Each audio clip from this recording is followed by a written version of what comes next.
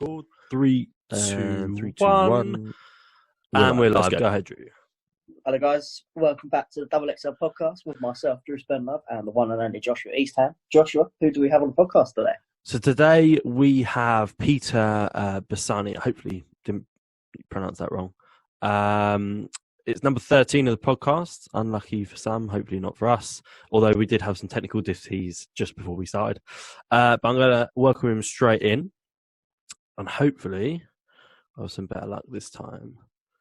There he is. There we go. There we go. Can you hear us loud and clear? Yeah, I can hear you guys. Excellent. I'll tell you what, turn the phone slightly sideways. It might give you a bit of a bigger perspective. Keep going. There you go. There you go. I'll tell you what, Pete, I have never seen you with a beard, mate, but you look fantastic. Well, I've got beard and I've got glasses now. So oh, mate, welcome the hipster. Look at that. Have you got any tattoos? Have you got any tattoos? Yeah. So I decided to do the COVID beard. So well, I tried, but rubbish. The moustache is good. Yeah. The missus hates it, hates it. But I said to her so when I got furloughed, I was like, right, got to do something. So I thought, okay, furloughed, I'm not gonna cut it. Well, I got to trim it and stuff like that, but I want to grow a moustache, and it's not going until I go back physically into work to show everyone. So I said that, thinking, oh, we're off for 3 weeks, maybe, maybe 6. Turns out actually, I'm off until August. So, well, I don't know when I'm going to be off to. So this could be down here by then. I'd love that. You got to keep it. Keep it when you come into the gym. Yeah, I was thinking of keeping it and then maybe cut it off for charity for the NHS. I think that's a good idea, and maybe just getting rid of it, making a few pounds. Yeah, definitely. That's a good cause, and make out that you're really precious about it as well. Yeah, you've had it for years. Yeah. So that's what I think I'm going to do. My wife, like you, my wife hates it, but really, I think you look fantastic. Really? What's happening with the hair and stuff like that? How are you finding the hair? Have you been trimming it? You look like my wife cut it for me a few weeks ago. So, okay. And I've got a pair of clippers. So I literally, because I have it quite short at the back, so I done that, and she done a good job on that. She didn't butcher it. So, people didn't say that. Have you been to the butcher's to have your hair cut? So, you've been the old sheep shearers. Yeah. No, it's been okay. Yeah, we've muscled through this pandemic. Really, it's an awful thing, and I've kept really busy for the last 8 weeks because I've been doing my garden. So I've built a brand new pond and I saw this. Yeah, so I've rebuilt the whole garden really. So I've been 8 weeks, 7 days a week. So I haven't even had a rest. So wow, it's kept all my fitness up and stuff like that. So, and it's come, the final job it looks really nice. So we're well pleased. Yeah. I saw you uploaded some pictures. Yesterday, yeah, pictures and videos. Yeah. Yeah, Drew, I'll show you these later, but literally it was a complete overhaul, wasn't it? It was like you kind of the garden completely just had a little emptied. bit of patio and grass that had all weeds in it, and I just ripped the whole lot up and we've redone the whole lot. So yeah, because it's something special. Yeah, it's nice. I've had so many comments. I've had over nearly, I think, 90 odd comments on the link I put up. So yeah. So now we can enjoy the garden rather than looking at it and thinking, we'd love to do lots to do to it, yeah.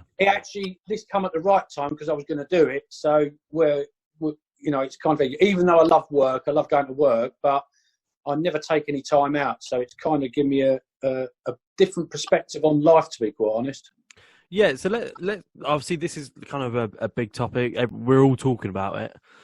How's it been for you in terms of coping and just I guess changes to the way you've seen things? Obviously you said it's been quite a big eye opener kind of change, and some people have said it's been a bit of blessing in disguise, kind of being in this lockdown. Yeah. Well, I kind of run my life at 100 miles an hour, if you know what I mean. So I go to work, I rush to the gym, probably 90% of the people these days. So and someone like me, I suffer from anxiety. So my life, when I rush around, my anxiety goes up. and I don't get time to chill out and stuff like that. But this has given me time to reflect on, maybe I don't have to keep doing these things and keep rushing around and stressing all the time. So to be honest, the lock-in has actually brought my anxiety down. So mentally, I'm in a miles better place than I am when I was at work. So that's got to change. I love work and I put 100% into work, but things have changed. I'm going to take more time to chill out. I'm going to spend more time in the garden. I'm going to spend more time, doing the things I want to do. I was quite a bit like you, really, gym-wise, had to be there all the time. That's going to come back a little bit, and I'm going to do 3 or 4 days a week, when it suits me. Sure. And, I was going for a stage where, with my anxiety, I had OCD and stuff like that. So what happens is your food then takes over because you've got to do that correct, and everything has to be military. So I've come back on the food as well, and I'm 53 now, so I'm never going to be an Adonis. So what I'm going to do is literally just chill out, eat what I like, but train to keep the weight steady. And but it's given me a massive new perspective on life, really. That you don't have to keep doing the things of what people want you to do, and also the things that you don't want to do. So you need to run your life and you need to just chill out a bit and take time to relax, because people are so headstrong in, I've got to do the best at work, I've got to do the best here. But sometimes you have to look at, your health, especially, these days. And I think that's what's come out of this for me, that there is time for me rather than me helping people, because I go around and help people do their ponds, do like their aquariums and stuff like that. But I need some me time, and that's what's come out of this for me more than anything. I think that you kind of touched upon it really to the point. I've always kind of lived by a saying is kind of health before wealth. It's all good having the money, but when you're not healthy and able to go and spend it and enjoy it, and I think this situation, myself and Drew doing these conversations, we've had a lot of. This has really made me think about time. That time's the only thing that we can really control, in terms of, what we do with it and how we spend it and stuff like that. And I think it's a huge thing is actually the amount that we are working, the ability to work from home. I think it's going to be a huge thing for the economy. And actually maybe reflecting on people like actually spending time with family, especially I know, my director, he wrote an article saying, I think it was something along the lines of, he's obviously very high up in the company. He's in meetings, really early in the day to fit with global team. And then he's in the meetings till late at night because they're trying to close off this kind of deal or this kind of situation. And before he knows it, he's basically come home, say hello to the kids in bed, night, off you go. Yeah. And now he's spent time with the kids. He's done less meetings. He's just focused on family. And I think it's been an eye-opener to him as actually how maybe project managing the company forward is going to change, and priorities. And I think I think you have to delegate a lot more as well. You have to rely on people, and you have to have, the insight into certain people within the business that you can actually delegate those problems to, and split up your day with 2 or 3 people that can take a bit of that weight off you as well. Yeah, really good point. Yeah, what's your obviously you said about your, would you say it's a passion or it's been a business, the whole pond thing? Because I know that you've done obviously big aquariums, and you've said that it's been thousands of pounds worth, like a hobby for you. But then was it business, or how did that come about? No, so what happened was I've kept fish for years, and then to marine fish, and I built a big aquarium in my house. And then Practical Fish Keeping, which is a magazine, goes out to around about 15,000 people. They saw some images, and they come round and they photographed the aquarium, and from there it just took off. And I was working in IT at the time, and I just, fish has been a passion of mine for years. So I was just not even looking for a job. I was just browsing, really. And then suddenly this job popped up for a company. So I put my CV in and I got an interview, and I managed to get the job, which is working in the fish industry, like the trade, supplying sort of all the pumps, the filters, the aquariums to shops.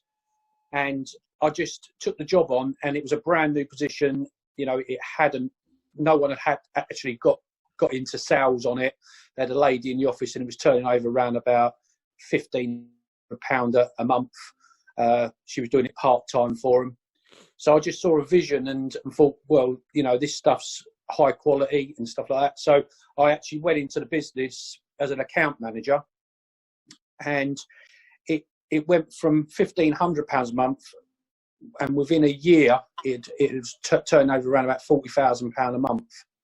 Wow. So my vision actually was, the main thing was these aquariums. I walked into their Birmingham office when I first started, the first 2 days I was there, and there was these aquariums, little tiny aquariums on a pallet.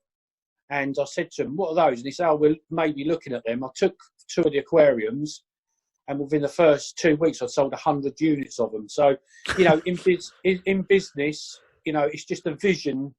You know, as a salesman, you have to look at something that might make something.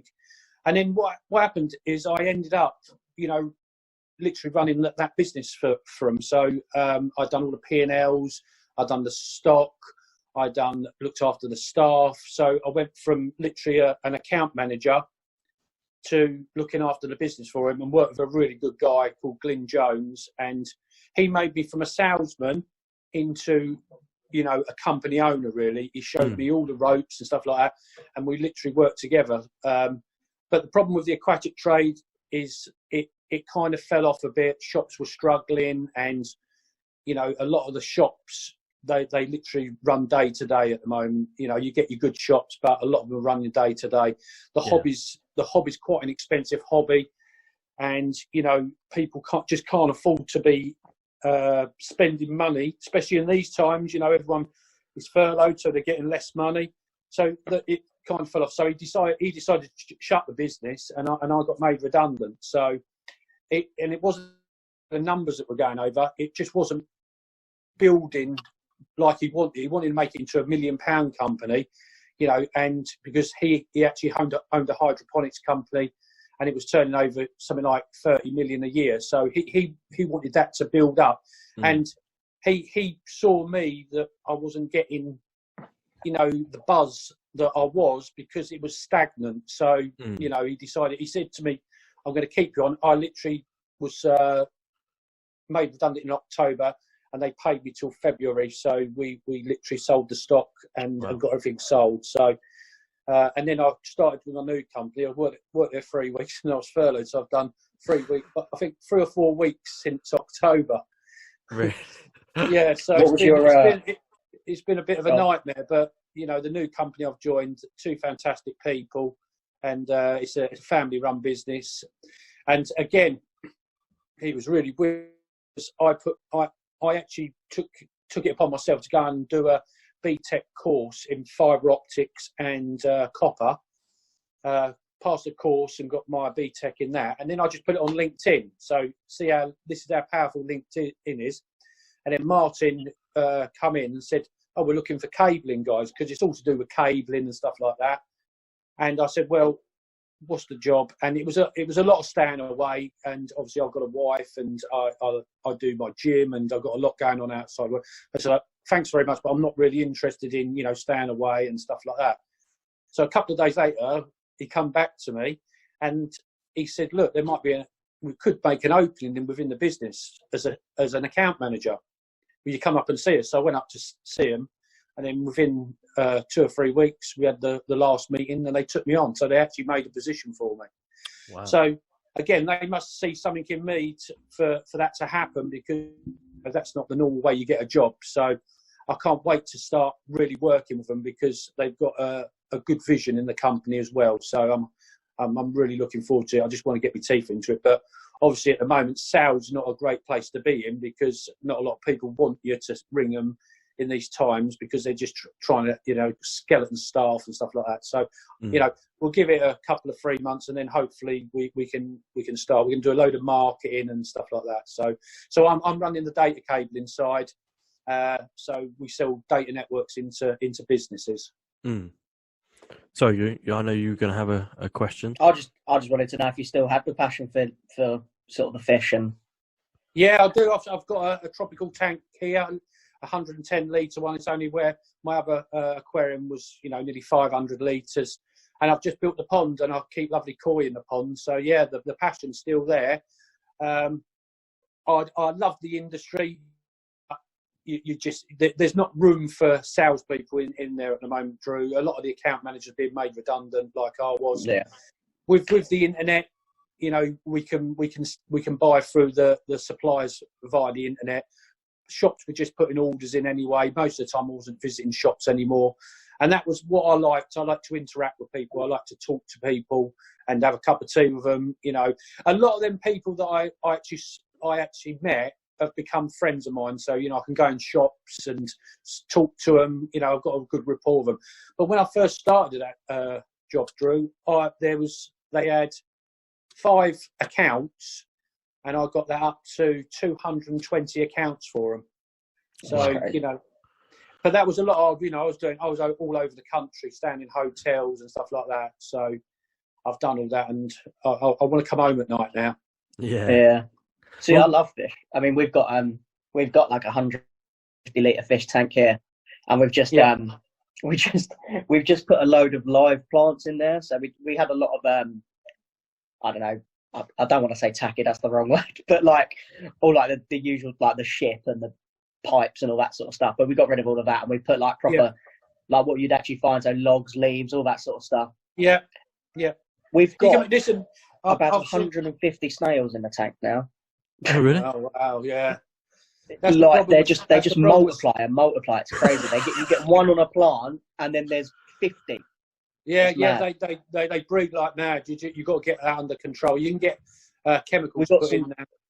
I've forgotten what they're called. Not sniper ones, but bigger snails basically that eat the other ones. Yeah, they'll munch them up. Yeah. It's a bit crazy. Cruel, but we love it though. Quality. Yeah, no. Fish is relaxing. That's why I've done fish, and with the anxiety side of things, fish was a good thing for me because especially the corals. I'd say my tank probably had about £10,000 worth of coral in it. Wow. And I watched these corals grow from minute frags into colonies, and the colours and everything looked amazing. If you pull my name up on YouTube, you'll see my video of what Practical Fish Keeping made, and have a look at the video. It's an amazing video of what the guy done. But but I broke that tank down. Again, with work-wise, it was a saltwater aquarium. You have to pay attention to it. Yeah. So I just never had the time to do it, and I went back to the gym. I think Josh even knows my story about the gym and stuff like that, where I kind of got overweight and decided to go for it again, and I was thinking I was about 105, 106 kilos. Got that back down to 78 kilos by doing that. So that took up a lot of time. So the aquarium was kind of getting a bit of a sideline. So I decided to break it down, and people bought the corals off me, and they got some lovely bits. So I still see some of them pieces in people's tanks now. That's good.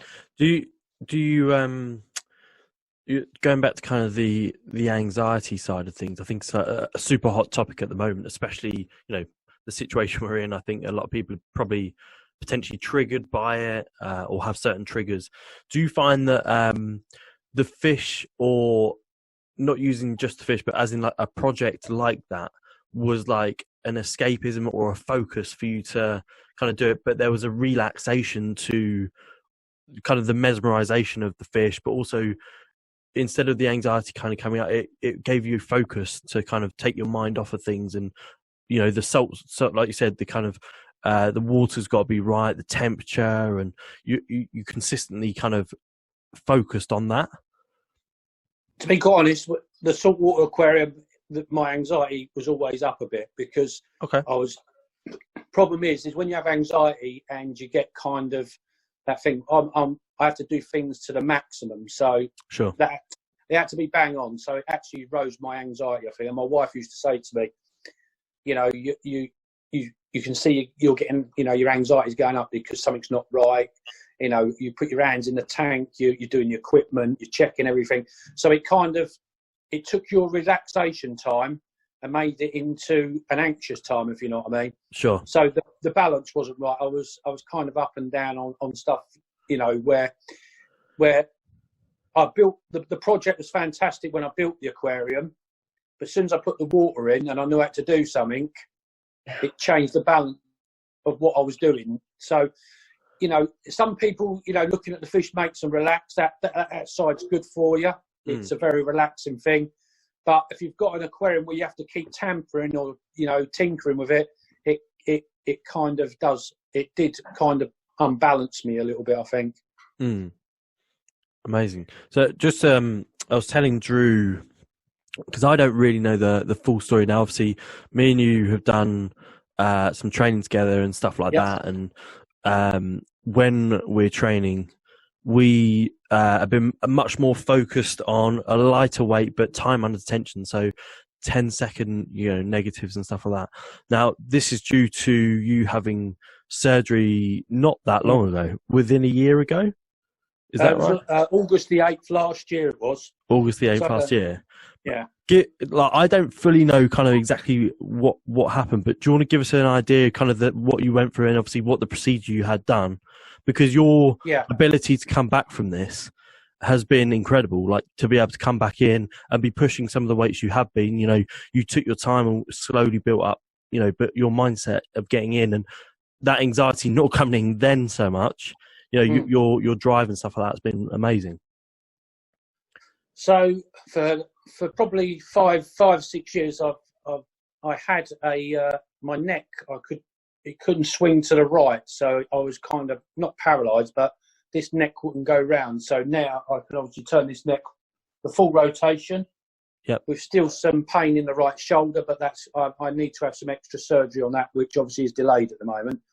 So what happened is I went to the National Orthopaedic Hospital. I've been through various hospitals, being sent by obviously my GP and the muscular place in Bedford. Very good services. No one would look at the case. It was too complicated. So what it is the clavicle, where the clavicle and sternum are here. It was causing me to have pain here, and the secondary pain was it kind of paralysed my neck. So literally I was like that. So when you was driving, I literally couldn't turn to see. So everything was mirror and just be careful, really. So I went to see a guy he's a top shoulder surgeon at the National Orthopaedic, which I visited him at Bolsover Street in London. And he MRI'd me. He knew exactly what it was. So the two bones that are together, they'd lost all the cartilage in between. So it was literally bone on bone. So when you rotated, there was a massive crack. So what he said to me is, well, we're going to take this slowly, because he said this is a major operation. He said, so whether we go down that route, that was 5 years ago, we'll see. So we went through the physio first of all. It made no difference whatsoever. Then we went through the injections and stuff like that. And then he put an injection straight through into the joint, literally through my chest and into the bone. And it did make some ease on the pain I was having, because I was literally in pain all the time through my neck. And then I went back to see him probably April of 2019, and he saw that the injection kind of worked, and he said, look, I don't know what to do. He said, it's up to you. We can operate. He said, whether it works is another thing, whether you're going to get a better rotation in the neck. You know, I don't know, he said, because I've only ever done one of these and it wasn't as severe. So he said, you know, what do you want to do? So I went away and I said to him, look, I'll come back and see you. Spoke to my wife, she didn't want me to have it done, milled my father. So then what I've done is I made my own decision. I thought, well, let's give it a go. If it doesn't work, then hey, we've tried. So I went in for the surgery. It was a 4.25 hour operation. So they've cut right across here. So long scar, and absolute agony when I came out of the operation. The first 2 weeks was horrendous. You know, I had to be dressed, and because you literally couldn't move. But within 6 weeks, 8 weeks, I was back to the gym, just doing cardio, which was very difficult anyway. And then started doing some light weights after about 10 weeks, which my physio said he'd never seen anything like it with the operation I'd had. But again, the goal was to get back to where I was, and you know, I wanted that, and the drive. This is the thing about me, the drive again. You know, I had a vision where I wanted to be, so I decided to really knuckle down, got my diet right, and literally, you know, some of the weights I was pushing was after probably January. I was nearly back to where I was. So you know, and I've had some good days and bad days, even with you. You know, you've seen that sometimes I have to say to you, we have to reel that back a bit, but it's fine now. I need some extra surgery because I've got some swelling in this right arm here. That's a secondary thing. It's nothing to do with this, but has pain and stuff like that in the neck and rotation of the neck. It's all gone away now. It was fantastic. Happy days, but it's a quick recovery because anyone else, it probably took a couple of years to get back to what I was doing. And did you say, sorry, that it may have not gone the way you wanted it to in the build-up? Yeah, true. Yeah, it could have made it worse. It could have literally made it worse, and I could have been in a lot more pain than what I was before. So, you know, he didn't want to do the operation, but he asked whether I wanted to go forward with the procedure. So that's what I've done. I decided on it and just thought, look, we'll have a go and see what. And he done a fantastic job. He's a top surgeon. So, yeah, must have been a difficult decision. Absolutely, yeah, because you know, if you lose your the movement in your neck and stuff like that, you wouldn't be able to drive. Worse. I had to have a cardiothoracic surgeon in the theatre as well, because underneath is the main artery to your heart. So if something happens, you know, you have to have someone there that can quickly fix something like that. So it took a bit of time. That was March or so. It took a bit of time to line up that surgeon with this surgeon to get them both together, because obviously they've got their own patients to see in different places. So, you know, that was quite a frightening thing to be told that you have a cardiothoracic person in the room as well. So, but I'm still here. Yeah, that's it. That's the fighting. Main thing. Yeah, what for me, listening to you and kind of the stories of the kind of the business and also this, you know, the injury and things like that, mindset and vision. Like, it's almost like, you know, when you hear Arnold, you've got to have a vision. You've got to understand, you know, where you're going, and almost reverse engineer it. Like, for you, having a vision, how much of that is, do you reckon, it kind of down to the success? Do you think, you know, it's a huge thing that people should have, is a vision of what they want to do or idea, or, you know? Absolutely. I think that if you haven't got a vision, you've got nothing. I think, you know, you've got to make goals in your life. You've got to build those goals, and you know, young people these days have it very difficult at the moment. You know, with getting on the mortgage ladder and stuff like that. But if you work towards a goal, you work hard, and the company you're working for, they see that you're doing the right things, and you're learning the business, then there's no reason why you can't hit the numbers at the top on your salary to take you in the right places. I started work at 15, and I had Saturday and Sunday jobs. I went to school all week. I come out of school with hardly anything. I wasn't interested in school. I was only interested in what I wanted to do, which was go to work. But it's important to, if I now would have had qualifications, you know, I would have probably been in a different. But you know, you've got to have a goal, and you've got to work to that goal. You know, I've had anxiety for 20 years, and that has held me back a little bit, probably been in different places. I've been asked to work abroad when I was in communications, and that held me back because I didn't want to go there because of the anxiety and stuff like that. Anxiety brings you back to where you want to be living at home, and you don't want to stay away and stuff like that. You want people around you who know what, your comfort. So, but you have to have a goal, and you have to work towards that goal. Anyone can achieve anything if they try. Try and do it. It's all right saying, well, I can't do this, I can't do that. If you don't try it. Listen, I haven't built a pond, and I've never done a garden, but I took my time and put that together all by myself. So that if you set a goal and you work out and what you want to do, you can achieve what you want in life. Yeah, love that. So I just wanted to kind of understand, not even understand, really have a discussion really about kind of what your thoughts on everything, or how it's played out, this kind of pandemic or anything like that, and kind of where you sit on the whole thing.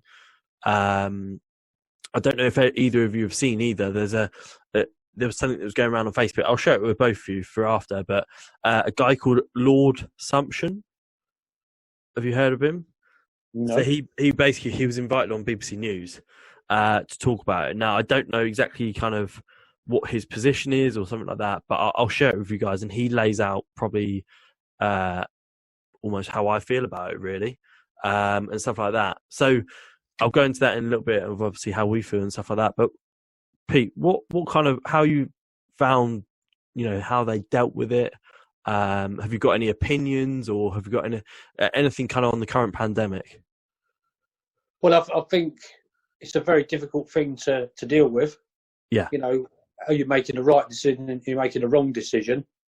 I think people have done very well to stay in, because the human nature, I'm not doing what someone's telling me, especially in the UK. And I also think that, people have done very well to stay off the roads, out the shops. I maybe think they let people out a month too early. I think they should have just extended that. I know people are dying to get out and stuff like that. I still see the people, before we was meant to go out in groups and stuff like that, which is just totally, stupid. I think people should adhere to that 100%. I think the death toll is far greater than we should have had. I think that there should have been certain things put in place in the beginning. We should have had the airport sewn up where people were coming in and being checked before they was even let into the country. Sure. I think that testing should be widely available, whether you have to pay for it or not, because I'm sure if I could pay £50, you could pay £50, we'd take that and we would get the test done. I think Boris, if you take Boris, he's had Brexit, he's had the pandemic, and he's got a girlfriend who's just had a baby, so and almost died. The stress levels of that man must have been through the roof. I think Boris Johnson will be a great PM as well. I think he's going in the right direction. I think he's one of them guys that's got the passion. You can see the passion that comes out in him when he's talking. There's a couple of things that, obviously he's okay with one person, but it's not with the other. So I think if we listen to him and we listen to what's happened elsewhere, I think it's gone okay, but we could have put. I think the beginning was the one that got us in this position with a lot of deaths, and obviously care homes is a big one for me, because the industry I'm in at the moment, we work with a lot of mental health hospitals and stuff like that. Sure. And obviously the care homes, that should have been looked at like a hospital. Sure. Yeah, that's a good point. They should have been locked down, just like a hospital. No one in, no one out, and the carers should have had a position to stay in them hospitals without going home. That is bred like wildfire in there because of the way it was run, really. And even the people that run the health, their care homes, they should have really, looked at the situation building as it was, going along. But I think the government have got a lot to do with that, and they should have really had more things in place to sort of help those guys out. Yeah, I think PPE, you're right. I know the PPE problem. Listen, you know, they have these meetings where they happen, and they look at if a pandemic, if an attack by people or this or that, and they should have had PPE in this country that was available, readily available. So it should all have been there, and then we buy PPE that is not worth the. Yeah. So, wasted money, wasted time. So I think there is things that have gone wrong. There's a lot that's gone right as well. Yeah, I think you make a nice balance point, really, in terms of, look, no one's experienced this before, so there's going to be mistakes. There's going to be that, but I think, like you said, maybe looking at the countries and looking at what's happening, if they are ahead, then using those predictions and kind of seeing that coming over this way. One of the things I think maybe I kind of strongly felt more about was more kind of looking at Australia, where you go into the country, or even we did it at the first point when people were coming in from China, is they were quarantined for 14 days, and then that kind of just disappeared. And it was about just getting people back, and then actually it was asked, could you quarantine for 14 days if you're coming back? And like you said, we're creatures of, movement and doing our own thing, especially in the UK. And unfortunately, maybe that's kind of unleashed it. And especially, you made a great point, it's care homes, i.e. they are hospitals. Absolutely. And, I've got a kind of a point where I want to try and get a nurse on, or a doctor, because I'm really interested to find out how they think the future of hospitals and the future of that kind of situation will play out, whether PPE will become more of like a stapled uniform. Because being in a hospital, you can let people in and out, visiting hours and stuff like that, where you don't put on PPE. And I think you could bring anything into a hospital, Absolutely. from understanding what this is, whether the future of hospitalisation and stuff like that, will become a lot more restricted or strict on what you wear, getting changed, or PPE, and whether that will become like the new norm, like they're saying. I think it's going to change a lot of situations. If you go to a gym and everyone sweats like mad, and our gym that we go to, people get off the Stairmaster, they get off the running machine, their sweat's all over it, and they haven't wiped it down. So would it change in those situations where gyms will get on that they need to provide, more cleaning materials near machines and stuff like that? Our gym's very good because they do, but people are sweating that, and that environment, you do get probably more things transferred. So you need to think about it, and I think gyms and stuff like that need to really look at how they run that situation. Will this ever come again? Probably, because these with the amount of people we've got in the world now, the common flu is being taken over because there's more powerful sort of flus and stuff out there, as we've seen here. Will we get get it sorted where we've got a vaccine? That's going to take a long while. An opinion, I'm going to throw it out there. Just quickly on this one. Do you think that there's a point now where the economy, we're on kind of a tipping point? The economy's crashing, as we know, and look, I 100% agree with, the economy isn't worth life and all of that, save as many people and everything like that. But do you think that the government, within the next, let's just say July for their phase 3, will be like, look, you're responsible people, you go out, if you're at risk, you stay home, you isolate, you do your best. But if you're well enough and you want to work, and make it basically a public decision. If you want to go and do it, you do it at your own risk.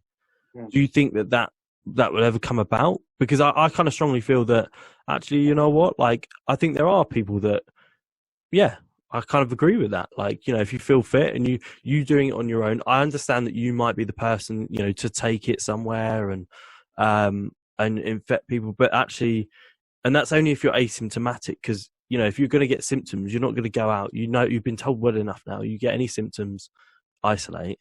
But if you're asymptomatic, you don't know. So, if you feel well enough, you might as well go back to work, get the economy going. And the people who are at risk, they maybe reap the benefits of the furlough and things like that, while we all kind of go back and kind of not put the strain on, the government grants and stuff like that. What's kind of people's opinion there? Well, I've gone for Sorry. I was just going to say, like, I mean, everyone is at risk, but the people that are at most risk are what? The elder generation anyway. And underlying conditions. And people with underlying conditions. I mean, majority of them, weren't they pretty much already isolated in the first place? Yeah, to an extent. I mean, majority, there are people that they still go out and they still do things, but I mean, yeah, I feel like they were probably not isolating them to the point where they're not seeing anyone, but they were already sort of like staying at home and trying to be safe and, But on the other hand, you've got to look at it that, say we go to work and then we get something, we get it, and we then your parents come up, and my parents are like 78 and 80. Yeah. You give them a hug, they get them, and then, something happened to them. How would you feel? Yeah, no.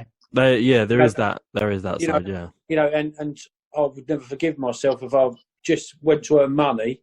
I can see the economy side of it, but I think that if you go to work, the social distance has got to be adhered to every company in the country, and that's everyone. Yeah. Okay. You can forget putting the air conditioning on in when it's hot. The people that can work from home need to stay at home, because if they can work from home, right, rather than going to an office, it's pointless. We have the technical thing to allow everyone in this country to work at home now. But if you're a machine doing manufacturing, that has to be 2 meters from anyone else, or even further.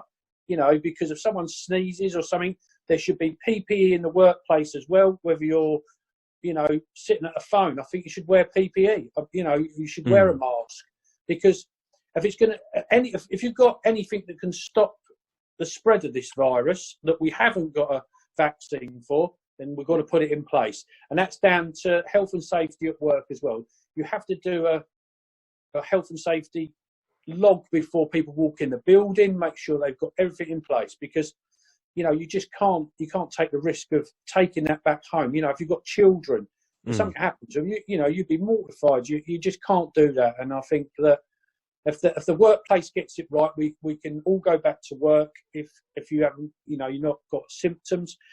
But does it take you then that you can't see your immediate family, like your mum, your dad, your brother, your nieces, your children? I've got a guy who's working in an aquatic shop at the moment. He hasn't been out of cuddle with his children for like 9 weeks, because he's kept his shop open so he can pay for the children's schooling. He can pay for their clothes, but he's waved at them at a window because he's not with his wife. Yeah. So she's not going to let him go near them children until he gets tested and shuts the shop. Yeah. So what do you do? It's a very difficult situation. And do some people want to walk into a business that they could potentially be at risk at? Is it worth some people don't want to go into a business. So, they're going to have to keep this furlough scheme going, because some people could turn around to their employees and just say to them, sorry, I don't think it's right that we're going into work. So, if you tested the whole business, and that morning someone could go to the supermarket at night, go into work the next day, and infect everyone. Yeah. You don't know where you're going to get it. You could touch a trolley. You could touch a pound coin. You know, you just don't know. You can get a pizza box. It stays on cardboard for 24 hours, apparently. Yeah. So it's a very fine line. I know the economy has to get going, but we're going to have to think about getting the economy going in different ways. Let's buy. I'll tell you what we can do to start. Buy British. Yeah. Instead of importing, right? That'll boost the economy no end. You know, we buy a lot of stuff from China and stuff like that. There's a lot of British companies that can make what the Chinese are making. You know, and we all pay a little bit more. You know, a few pennies, a few pounds more, but we buy British, and let's bring back something back to Britain as well. Amen. Yeah, absolutely. That was some good insight. Pete, before we go, there's one thing we do with all of our guests before we finish is top tip on surviving lockdown or getting yourself through lockdown. Maybe not so much on the COVID side, but just getting through it from a what do you do point of view. Day-to-day, mental, all that good stuff. What would be your top tip for getting through lockdown?